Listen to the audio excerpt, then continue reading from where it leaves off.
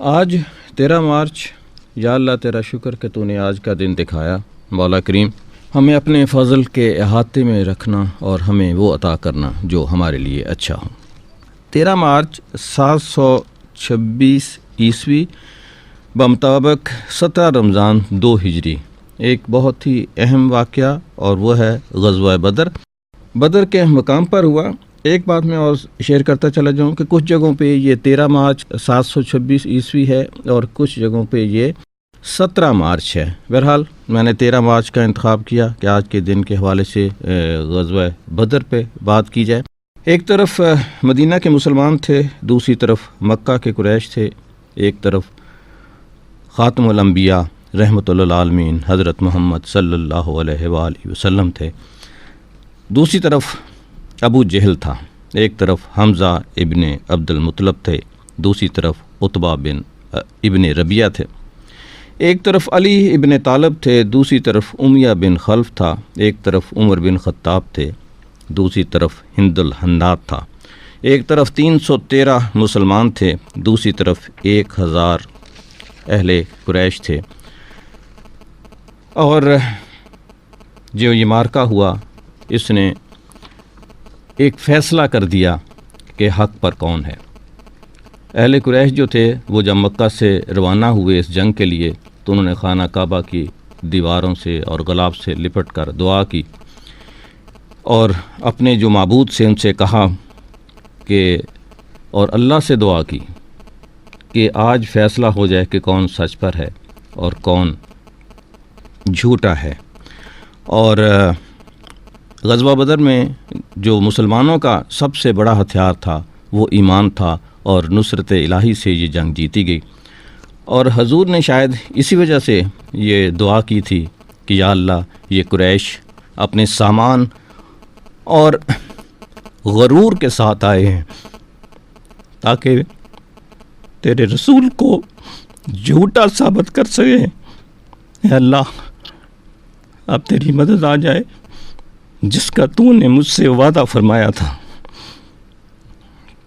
اے اللہ اگر آج یہ مٹھی بھر جماعت ہلاک ہو گئی تو پھر روئے زمین پر تیری عبادت کبھی نہیں ہوگی۔ اور پھر اللہ کی نصرت آ گئی، اور بے شمار اہل قریش جو اپنے غرور اور سامان اور تعداد میں بہت زیادہ تھے وہ آئے، تو ان کے ساتھ جو کچھ ہوا وہ ایک تاریخ کا حصہ ہے۔ لیکن حضرت نے اسیران جنگ کا جو سامان تھا وہ صحابہ میں تقسیم کر کے انہیں آرام سے رکھنے کا حکم دیا، اور صحابہ کرام نے اپنے قائد کے فرمان پر اس حد تک عمل کیا کہ خود کھجوریں کھا کر قیدیوں کو کھانا کھلایا۔ صحابہ کرام سے ان کے بارے میں مشورہ طلب کیا گیا تو حضرت عمر فاروق نے انہیں قتل کر کے دشمن کی قوت توڑنے کی تجویز پیش کی۔ حضرت ابوبکر نے فدیہ لے کر چھوڑ دینے کا مشورہ دیا۔ حضرت ابوبکر نے حضرت صلی اللہ علیہ وآلہ وسلم نے حضرت ابوبکر کے مشورے سے اتفاق کرتے ہوئے اسیران جنگ کو فدیہ لے کر چھوڑ دیا۔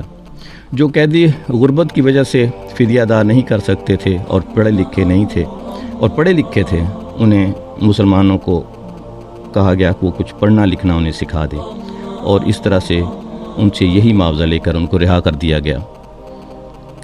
اور کچھ قیدی اس حسن سلوک سے اس حد تک متاثر ہوئے کہ ان میں سے بہت سے مسلمان ہو گئے، اور ان میں 2 بہت ہی نمایاں نام ہیں، عباس بن عبد المطلب اور عقیل بن ابو طالب۔ اور یہ لوگ جو ہیں بعد میں مسلمان ہو گئے، اسی کو دیکھتے ہوئے کہ مسلمان جو ہیں وہ اپنے دشمنوں کے ساتھ بھی کتنا اچھا جو ہے وہ سلوک کرتے ہیں۔ جنگ بدر جو ہے اس میں بے شمار مثالیں ایسی ہیں جس نے آنے والی تاریخ پر بہت ہی اہم نقوش جو ہیں وہ چھوڑے، اور ایسے واقعات ہیں جو ہمیں اپنی نئی نسل کو بتانے بھی ضروری ہیں اور ان کا اعادہ بھی ضروری ہے۔ آج بھی جب ہم یہ سوچتے ہیں کہ ہم تعداد میں کم ہیں اور دشمن جو ہے وہ اپنی ٹیکنالوجی میں، اپنے غرور میں، اپنے ہائی ٹیک میں ہم سے بہت زیادہ ہے اور شاید ہم ان سے نہیں جیت سکتے، لیکن مجھے ایک شعر اس وقت یاد آ رہا ہے کہ فضائے بدر پیدا کر فرشتے تیری نصرت کو، اتر سکتے ہیں گردوں سے قطار اندر قطار اب بھی۔